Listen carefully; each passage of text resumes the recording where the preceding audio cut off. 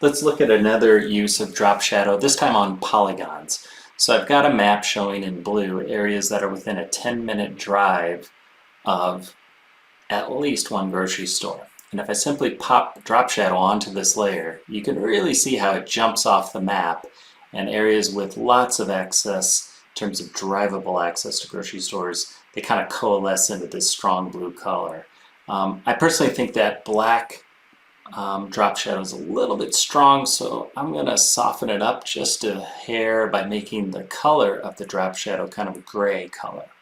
And then as I zoom in, I can kind of see, yeah, those features are popping up off of the base map, kind of the way I wanted. And as I zoom in, now the highways come in, I can see the role of the interstates in making grocery stores accessible. But I also want to emphasize the walkable grocery store access in this city or across any city in the US. So I'm going to select that layer, the walkable grocery access, and I'll actually close that now.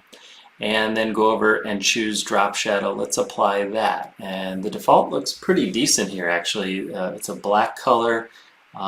The offset is maybe something I could strengthen. I could get ridiculous with it if I wanted to, or maybe I need it to work on print from the back of the room and I really want it to stand out.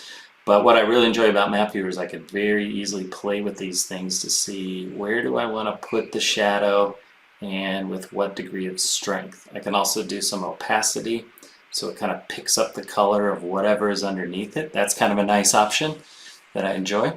And overall, I'm pretty happy now with how this map pops up both the blue layer and the green layer, and then lets all this additional detail just kind of show up.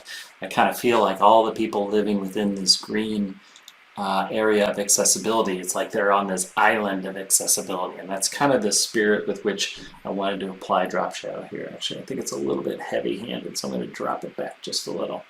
Cool.